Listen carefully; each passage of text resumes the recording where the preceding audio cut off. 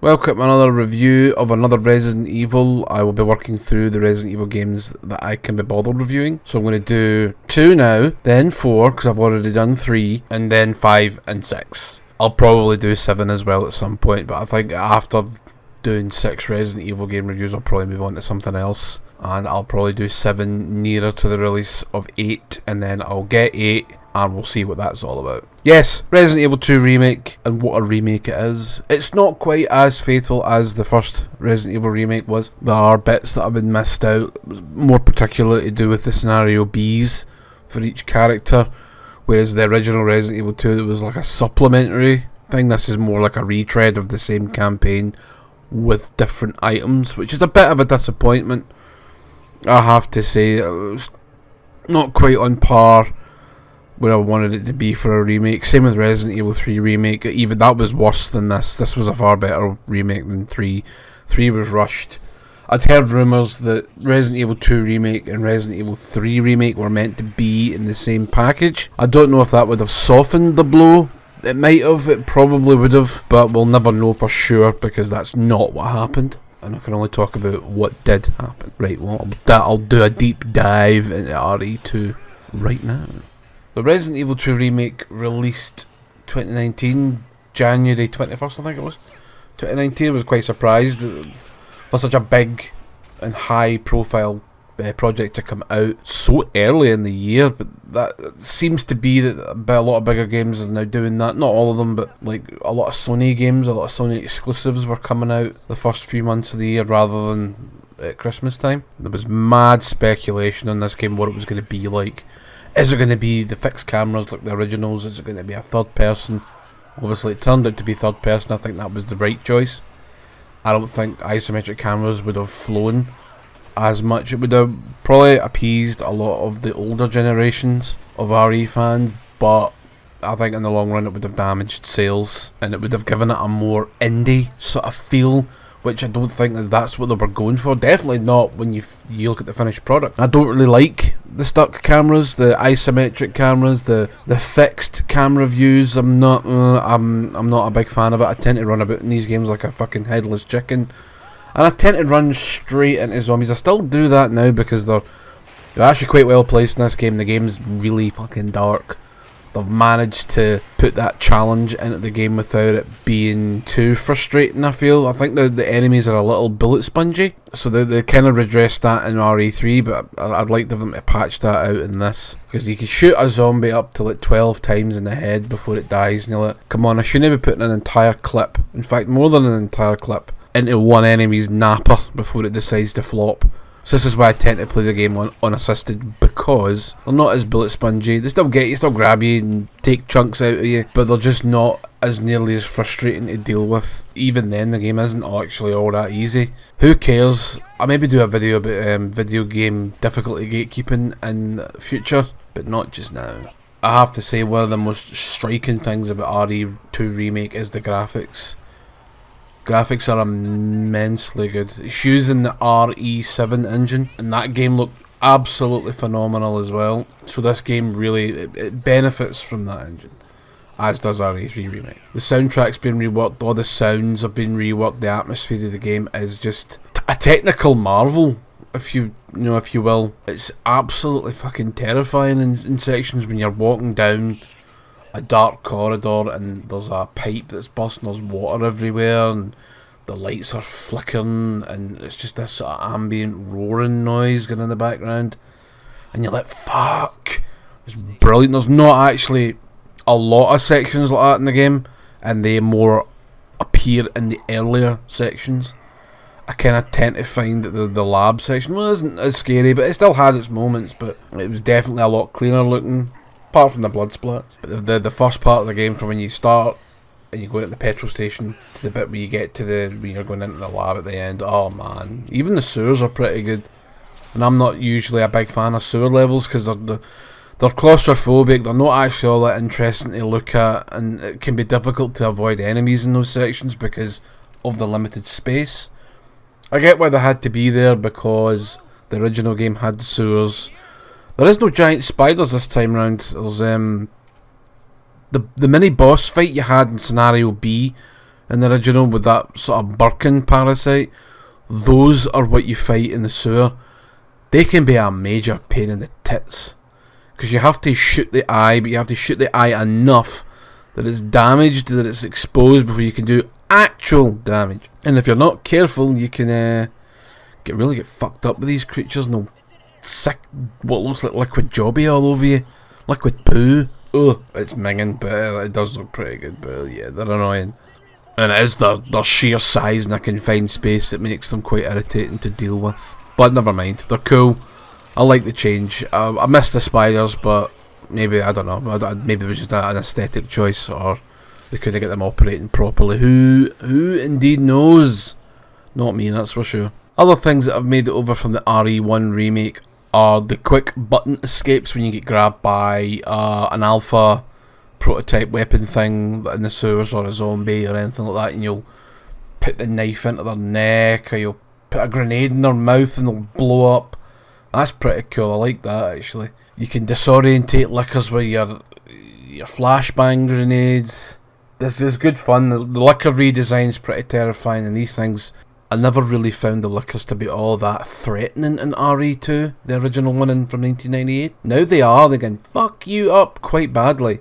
Another creature that makes a valiant and terrifying return is Mr. X, or Tyrant. And he now doesn't just follow you around Scenario B, but all scenarios, and I'm not the biggest fan of being followed. It tends to give me an awful lot of anxiety, which is what they're going for, quite obviously, but I think he still should have been relegated to Scenario B, and sort of let us ease into the new atmosphere and the new tension that the new environments bring. Rather than just, oh, here he is, you're like, fuck's sake. In the original, he gets launched from a helicopter that Umbrella fly in, and he comes down in a big canister. For some reason, this time, he just appears after the police helicopter crashes into the Raccoon police station. Like it does in the original, but in the original, the reason the helicopter crashes is it gets shot out the sky with a police officer with an automatic rifle after they get swamped on the roof by zombies. I don't know why they didn't leave this in. They should have. There's a lot great about this remake, but there's a lot baffling as well, as in the fact that, to me, a remake should remake everything the original had, plus extra. That's what I like to see. This is more of a reimagining. Same with the RE3 remake as a reimagining, and I know I said it wasn't in their initial RE3 review, but I've changed my mind on that.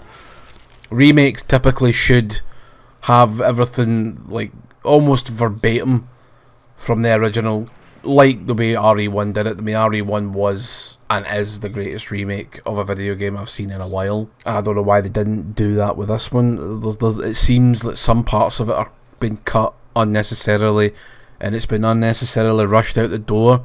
I know they were talking about it years ago, then there was nothing for about 3 or 4 years on RE2 remake, but at the same time, there was no rush for this game to come out.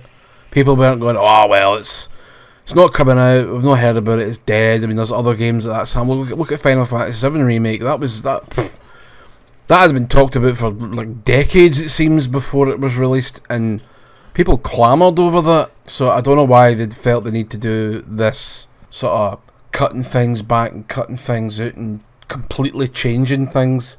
It's just annoying because you're like, well I want to see this scene and like, this remade fucking looks great, all this new atmosphere, and it's not in the game, and you're like, why? That's just bizarre. It's very annoying. I know I seem like I'm really ragging on RE2 remake, but I'm comparing it to the original, and you're going to, because it is a remake of the original. It's not its own game. You could treat it as its own game if you do so wish, but I can't, because I played the original multiple times over. I got it when it first came out back in 1988. I even took the day off high school, I know, shocking, to play the fucking thing, and I did, and I played it all weekend, and it was great. So to see things changed around, missed, reimagined, it's like, like there's a whole bit with Ada in the game where she's going through the sewers, getting chased by Mr. X, and she got this wee gadget to change like the electrical flow of certain appliances, and I'm like, that wasn't in the original. Seems awful futuristic for 1998, but I can let that slide. Whereas in the original, they're in the sewer, Leon's in the sewer with her, and she has to go through like some sort of treatment plant, and there's dogs and there's like wee puzzles, and why did that all change? I don't get it. Same with Sherry. The whole Sherry bit has been changed around as well. It's all topsy-turvy. It's bizarre. That's all I'm going to say. It's really bizarre. So scenario A's for each character is great, whereas scenario B makes huck all sense. Because the whole point of scenario B was that you were playing the other side of that story. Like, you'd meet up with Claire a few times in the campaign, and she'd go off and do something else. So scenario B you'd play the going off and doing something else. But in this one, it's just a retread of the same places, slightly different items in some of the places, but you'll do the same boss fights at the same places at the same time. And then when you're thinking about it, you're like, well, I've just fought Birkin, and he get put over the ledge in that steam room or whatever it was. Now I'm doing the same thing. I asked Claire, why is Leon not here then? That doesn't make sense to me. It changes a wee bit at the end of the game where it marries up a bit better, but it's just like a lot of the time you're in the same place at the same time the other characters, and the other character isn't there. And you're not there in their scenario either. I'm just like, what the fuck are they doing this for? But this is where I get the feeling that it's just been rushed. The initial scenarios for each character has been really painstakingly done, and then I just went, fuck it, scenario B, no one really cares, which is not true. Not true in the slightest. And then there's continuity errors, and it doesn't make any sense, and I don't even like them. But I've played them, and I probably will never play them again, because there's literally no fucking point. Now, Mr. Hunk the Umbrella Operative Tofu, the Last Survivor and all that, that's all made a return. There was free DLC for RE2 with the Ghost Survivors, where you play as Kendo. That's all changed in the game as well. Kendo's still alive somehow. He's got a daughter this time around. It's just, why make these changes? I don't get it. I still love the game. I do. It's a stellar product, well worth experiencing. But they've changed the lore of some of these areas in the game, and I'm like, what do you do that for? Just fucking retreading old ground here. So the Ghost Survivor stuff is hard as shit. So is the Hunk mission. I haven't played Tofu. I have no interest in playing a bar of bean curd, so that's good. But he's there if you want to do it. But again, they are mega fucking tough. You can also get like skins where it's the polygonal characters in a 3D environment. It's weird. I kind of like it, but I don't, because there's like gaps in the arm. There's like fucking the arms don't entirely attach to the butt. It's just weird looking. It's funny though for like 5 minutes, and you're like, I ain't playing a game like this. And then you can get the original soundtrack. Now the only thing with these is they're treated as microtransaction mini DLC downloads, which I don't like.